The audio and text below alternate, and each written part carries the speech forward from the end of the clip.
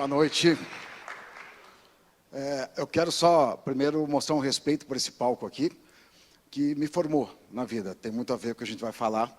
Aqui eu vi Hermeto Pascoal umas 3, 4 vezes. Então, pisar nesse palco, fora, assim, todo o resto que era desse nível. Esse lugar é um lugar abençoado de Curitiba e, para mim, assim, é uma emoção que você não tem noção, você não pode imaginar. Agora há pouco estava André Midani, um dos responsáveis por tudo que vocês ouviram, seus pais, por tudo que por você terem nascido muitas vezes, teu pai e tua mãe ter se emocionado com alguma descoberta do André Midani. Ele é assim, eu li a biografia dele, aconselho, ele é uma pessoa fantástica, do ponto de vista de visão como produtor. E a outra coisa que eu fico muito feliz é o seguinte, ser o último palestrante de 3 faixa preta, como eu acabei de ver aqui, do Quinto Dan, é uma responsabilidade sobrenatural. Felizmente, o meu assunto é sobre eles, sobre a percepção, sobre o som. Eu acho que, inclusive, eu ia falar sobre alguma coisa, mas não, eu vou falar sobre... É uma homenagem a vocês 3 que falaram antes, porque eu fiquei impressionado, adorei, aprendi. Eu não sei nem como ensinar para vocês, mas que eu aprendi. Foi incrível. Eu vim falar sobre som, uma sequenciazinha assim. O som, a percepção, a evolução que isso nos causa. Quando eu falei com a Keiko perguntou, e aí, o que nós vamos falar? Eu falei, olha, Keiko, eu tenho uma ideia de falar alguma coisa assim, porque geralmente me chamam para falar de publicidade, que é o que eu faço geralmente. Mas, felizmente, eu não vou falar de publicidade, vou falar de som, graças a Deus. Então, assim, num contexto, né, de tudo que foi falado aqui até hoje, o som, quando ele entra na nossa vida, a gente não tem ideia, muitas vezes, do que ele representa, de como tudo isso que foi falado aqui hoje nos impressiona. Porque a gente simplesmente ouve, que realmente é a parte mais gostosa. Você ler, você ouvir e se impressionar com o que você está ouvindo.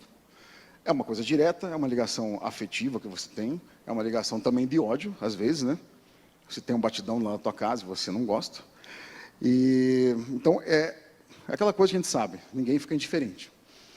Mas o que eu vou falar aqui é muito baseado num livro do Robert Jordan, que eu aconselho, que se chama Música, Cérebro e Êxtase. Esse livro ele dá um histórico sobre, desde os primórdios, desde o Plateuminto, quando ele não tinha nada, nenhum tipo de sensação, mas que ele ainda assim desenvolvia suas papilas gustativas para comer algum tipo de sal, né? Então, assim, das nossas sensações, vem lá do paladar, audição, visão. A audição é talvez a última e a mais desenvolvida de todas e a que mais nos causa impacto. Então, essa questão vem lá da época lá das cavernas, onde os bichos se aglutinavam dentro de uma caverna, porque eles sabiam que vinha um bicho maior. Então, o rugido impactava aqueles bichos, todos se escondiam, então eles sabiam que pela audição, muitas vezes na escuridão de uma caverna, eles estavam, sei lá, não eram 2 búfalos, eram 300 búfalos. De repente eles ficavam lá quietinhos, porque vinha um tigre de bengala, e eles falavam assim, peraí, nós somos 300 búfalos, vamos sair correndo em cima desse tigre de bengala. Então, a questão da dimensão que o som nos dá. A gente às vezes esquece por causa do dia a dia, mas a quantidade de pessoas deprimidas, surdas, é muito maior do que as pessoas cegas, por um motivo muito simples. O cego, ele não consegue ter dimensão. O que eu estou fazendo aqui agora, que eu estou ouvindo a minha voz rebater nesse teatro inteiro, eu sei onde estão as pessoas. Eu sei que tem um ventilador aqui, eu sei que tem um rebatimento, eu sei que a minha voz está sendo ouvida, de repente, num espaço grande, né? E as pessoas surdas não têm essa condição. Os cegos, os surdos não conseguem ouvir as sensações musicais. Eu já visto aí os maiores gênios da nossa música serem cegos, né? Tipo, desde o Ray Charles, uma Diana Shore, um Stevie Wonder, né? Temos o pessoal do reggae, que eu não lembro o que era, esqueci o nome, estava com eles, já.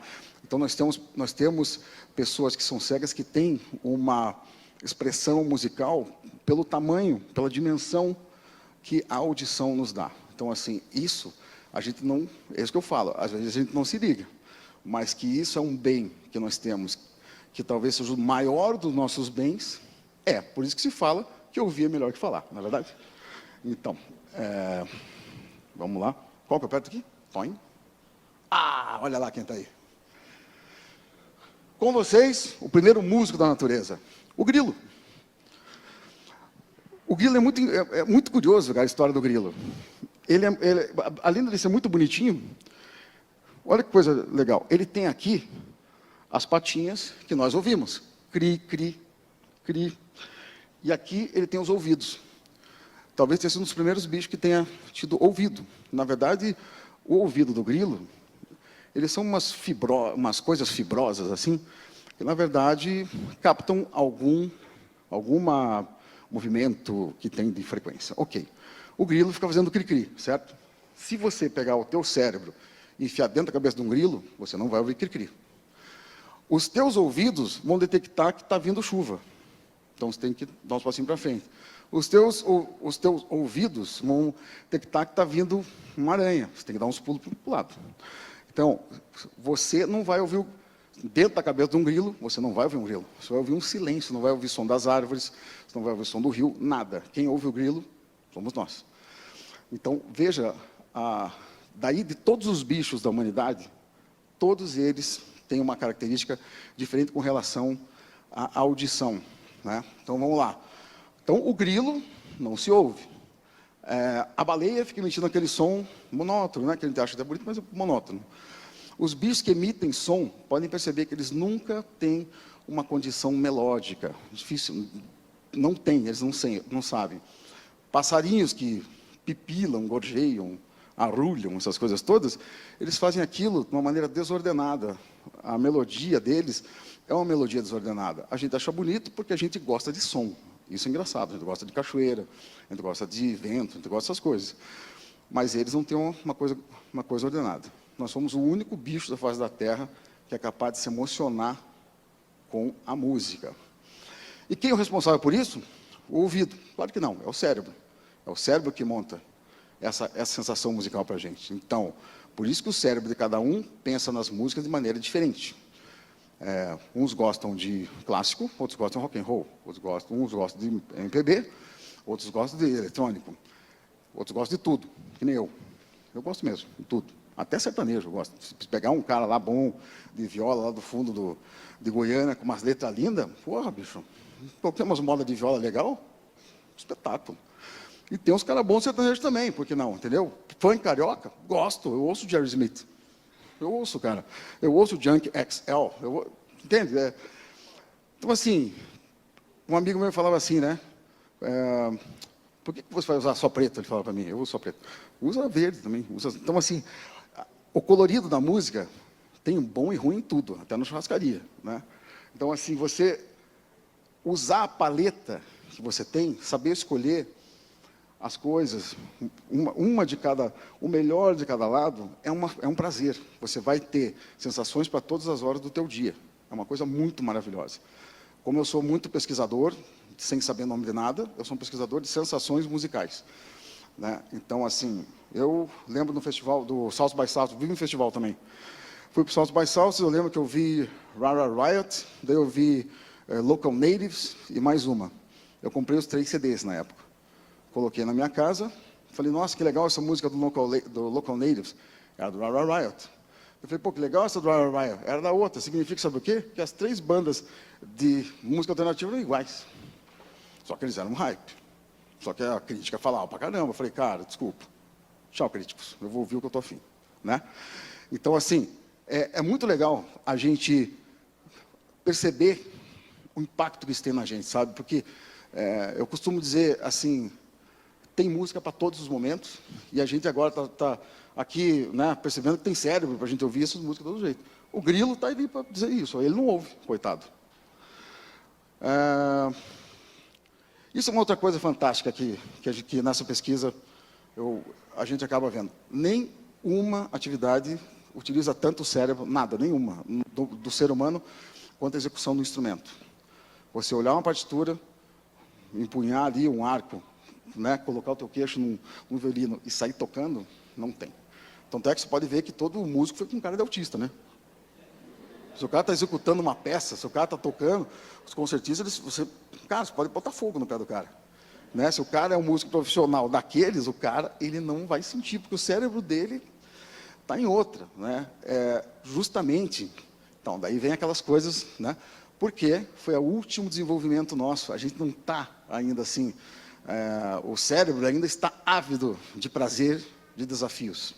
Então ele fica, sabe, o tempo todo buscando coisas novas, ele fica o tempo todo tentando executar, é uma coisa, ele fica num êxtase, fica num estado de explosão completa. Olha lá, então, aí, nessa busca, aqui está um exemplo, não sei se vai tocar, mas esperamos. Dá uma olhada nisso aqui, que maravilha.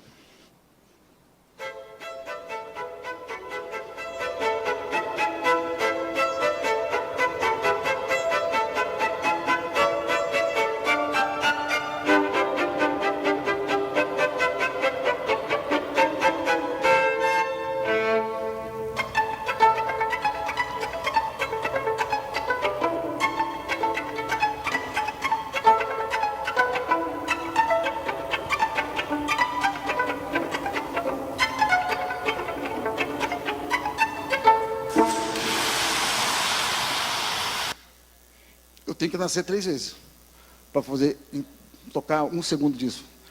Ele está beliscando as cordas, viu a cara dele? Ele não está no mundo, entendeu? Ele está em outro lugar. É uma beleza do ser humano, é uma coisa tão fantástica. E o que tem, por exemplo, quando você... É aquela história, né? A gente sabe todos que estão aqui. Você leu sobre aquilo, aquilo potencializa. Tudo que você lê vira 10 vezes mais legal. Nesse caso aqui, se você, por exemplo, buscar a história dele, o quanto ele estuda por dia, quantas vezes para ele chegar nisso, isso é uma devoção, uma dedicação da vida inteira. É uma coisa fantástica. Ninguém chega aí quer dizer, o cara tem que ter, ele ainda tem que ter aptidão e ter estudado. É uma coisa fora do comum. E aí, como é que pode a música fazer tanto sentido para nós, né? Como é que isso aí pode nos impactar tanto? Como é que nosso cérebro, quando a gente chega aqui no paiol, ele para, você vem aqui, você vê violino, violoncelo, viola, baixo. Como é que o cérebro consegue identificar que aquilo é violino, violoncelo, viola, baixo? Se entra uma frequência no nosso ouvido, né? E o cérebro interpreta, aí aquilo lá te dá, vamos lá. E aí aquilo te dá uma sensação que você gosta ou não, que você vai lembrar para o resto da sua vida. Assim, Freud, Kafka, Sócrates, todos estão interessados nisso. Todos estudam até hoje, através da psicoacústica, como pode essa coisa ser tão potente, né, na nossa vida. E aí vem a questão do êxtase, que é essa toda que eu estava falando, que eu até me adiantei, que bom, né? Está acabando meu tempo, mas eu falei antes. E você ouviu várias coisas. E aqui, veja, mostramos um Spala da Sinfônica da USESP, tocando, Emanuele, certo? Agora, quer ver um outro Spala? Olha aqui, ó. Isso aqui, quem quiser ter uma experiência muito louca, isso aqui se chama Modular on the Rooftop. Eles pegaram músicos de modulares do mundo inteiro, colocaram num visu maravilhoso desse aqui, eles trazem diferentes tipos de modulares e eles fazem sinfonias para a cidade. Esse aqui é um cara chamado Colin Benders, que eu considero um dos maiores gênios que existe hoje em dia. Olha o que ele faz.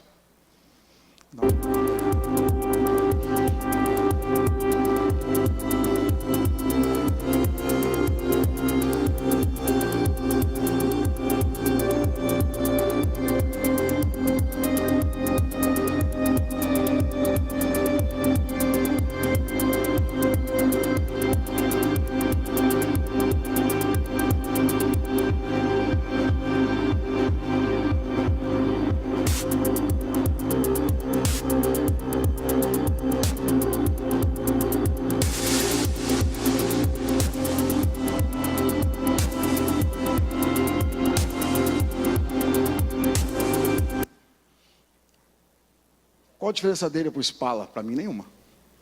Os dois estão buscando o máximo da sensação musical.